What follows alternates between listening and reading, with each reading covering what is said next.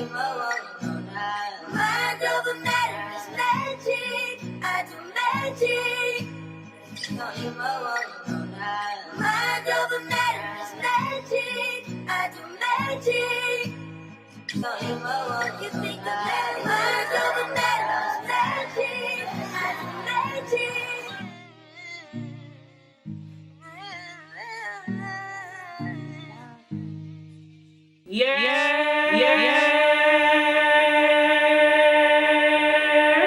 Welcome to Mind Over Matter, baby. I'm your host, DEJA Wallace, and if this is your first time joining me, welcome.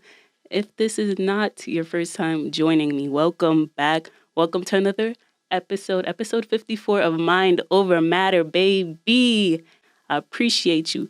Shout out to you. You real. You loyal. Shout out to you.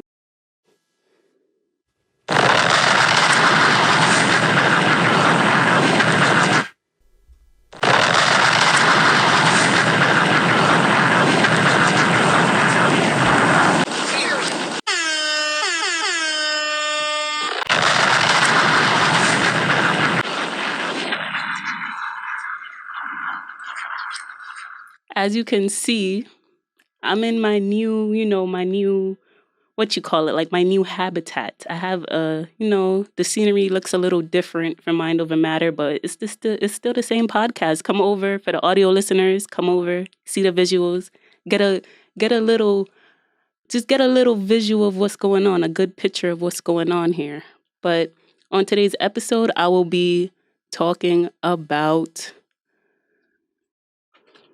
I have my whole diary out right now. Like, yeah, I'm basically gonna read my diary to you guys. That's how desperate I am to entertain you guys.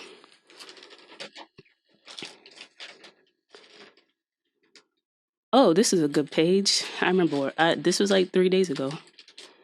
Okay. Basically, on today's episode, I'm going to be talking about the beauty of being alone.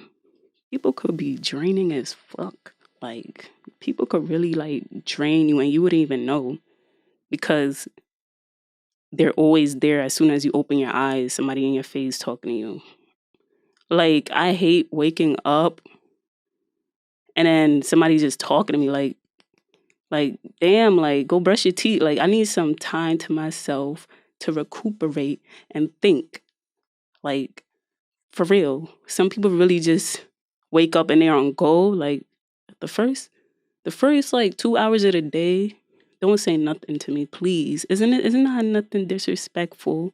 I just need my mind. I just need to like think my own thoughts, not stuff that you're just uttering to me, you know? I don't know. I just been by my dolly. I don't know. I feel like it's just so much confidence you gain too when you're able to just get to know yourself, because then you learn how to move throughout the world without having to seek validation for everything you do. I feel like it's the best skill I ever acquired was just finding the capacity to not feel lonely when I'm alone, but to feel inspired when I'm alone, inspired to just become the best version of myself. And this is like a skill you have to like practice. Not a lot of people, especially if you're surrounded by people all the time, 24/7, like me, especially growing up, I had no privacy to myself. It feels very isolating when you do learn to be alone. And sometimes people say like, oh, you look so lonely just because you're alone, but you know in your mind, in your heart, in your soul that you wouldn't want it any other way. Like, now it's like to the point where I seek my own solitude. I'll go out my way to go home early just to be alone with my thoughts, because I like my thoughts. I like what I'm like. I feel like it's healthy. I just feel like I can learn new things. I could develop myself better, and it's just a newfound perspective that's particular to me and my experience without the influence of others. Essentially, that's just how I feel. I just feel rejuvenated. Like, I feel like I'm able to just listen to myself more without actually having to take in what other people are saying. Like, I feel more able to, move out throughout the world without having to be validated.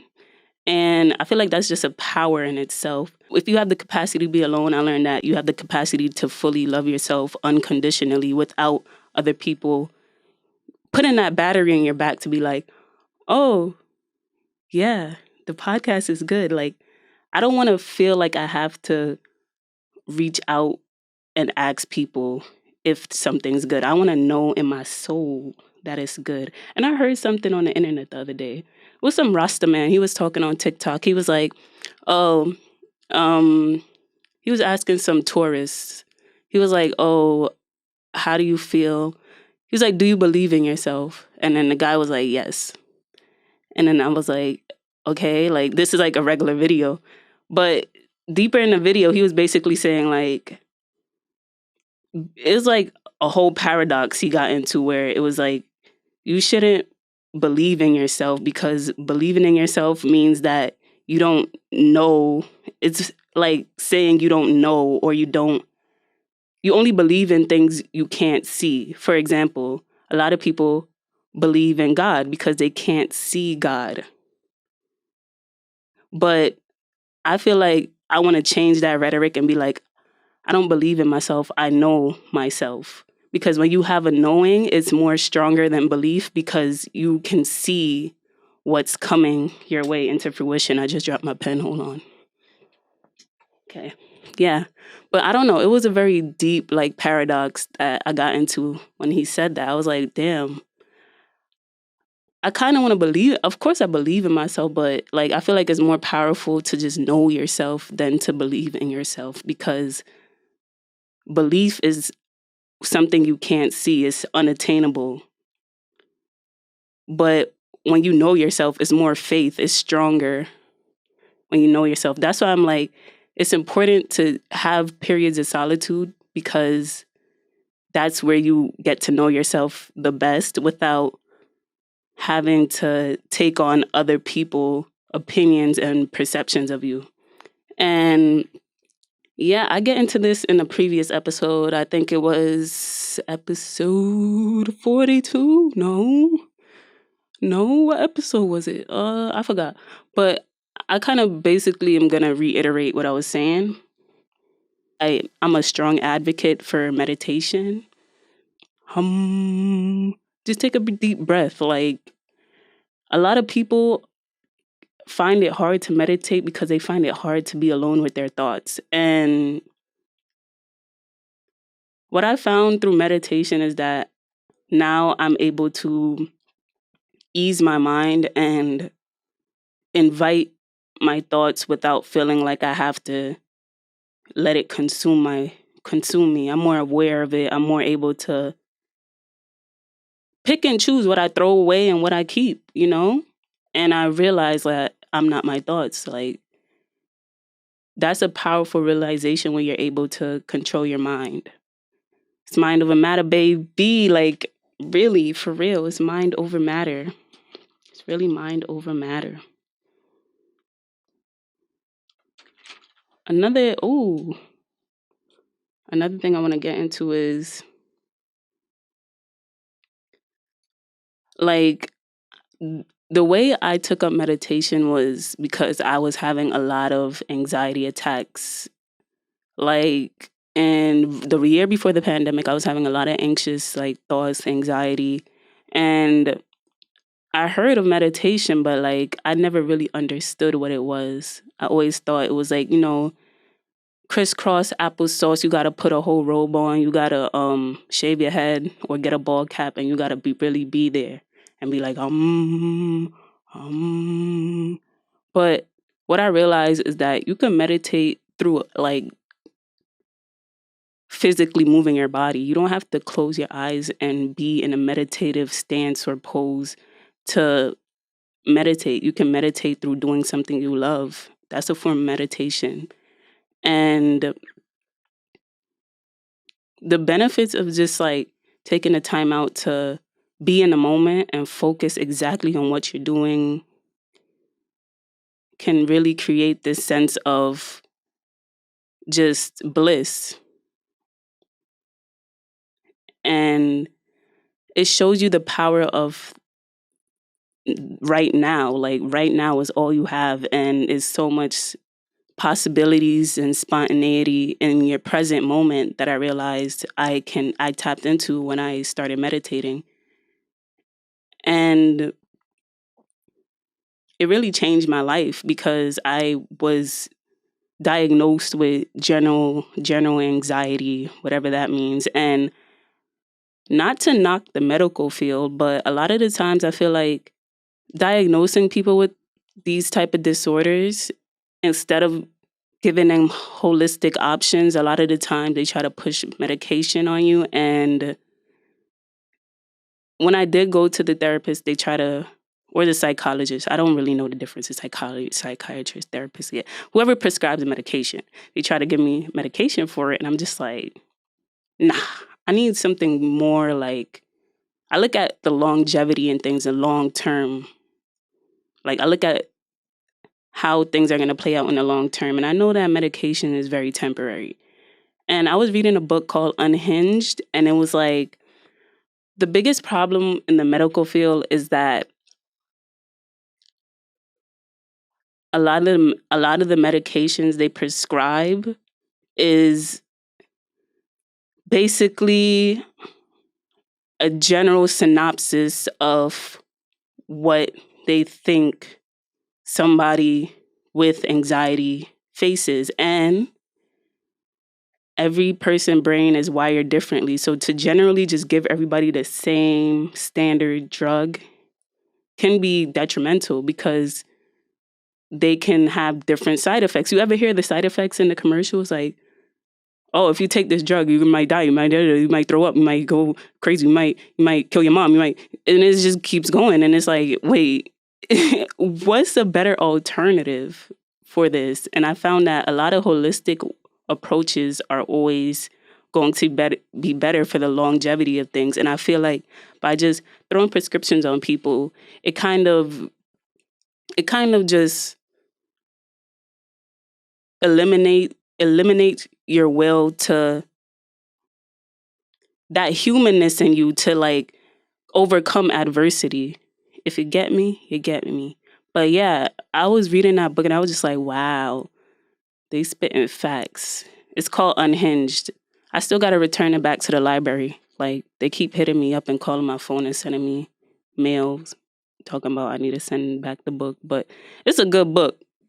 It's a good book. I'm not sending it back. I'm keeping that. But yeah, like it just really showed me how like it's okay to feel the things you are feeling. You don't have to fix it. It's like it's okay to feel what you're feeling. And I feel like when you do overcome that naturally and you don't need this external thing to rely on, it helps you in the long term, just your long term mental health is better because you know that, okay, I went through this dark time and I overcame it by myself. No drugs, just me. That was me, all me. And it's like, yeah, you just feel built different, you know? I'm built different. But yeah. But I feel like especially kids my age, they love, they're so quick to like, take the medication, or they're so quick to like, take that extra shot on the weekend, or they so quick to smoke that blunt or just numb themselves, because I feel like this is a generation that's like, that is addicted to dopamine. We don't even know like how to have happiness in our solitude anymore, because it's so much noise that's all around us that it's like we're just addicted to the dopamine, and it makes it really, really, really hard for us to be genuinely okay with just being alone. Yeah. And that's really what all I have to say, guys. Is there anything else in this diary I want to read to you guys?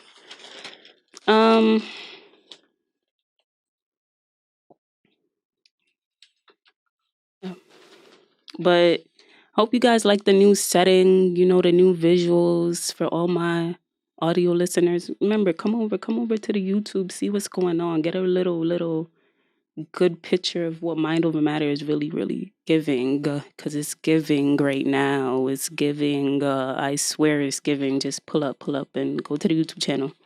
But yeah, I think I'm gonna end off right here.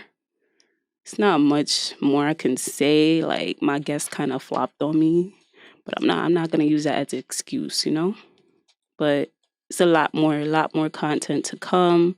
Got my new, my new home base at BC Radio Studio. So yeah, it's a vibe. It's a vibe all the time. Period. So thank you for listening to another episode. And make sure you like, comment, subscribe, follow me on all of the listening platforms in the description below. Make sure you tap in on Mind Over Matters. It's episode 54. So if you haven't been tapped in, where have you been? Like, for real? Like, where you been at? Like, where were you?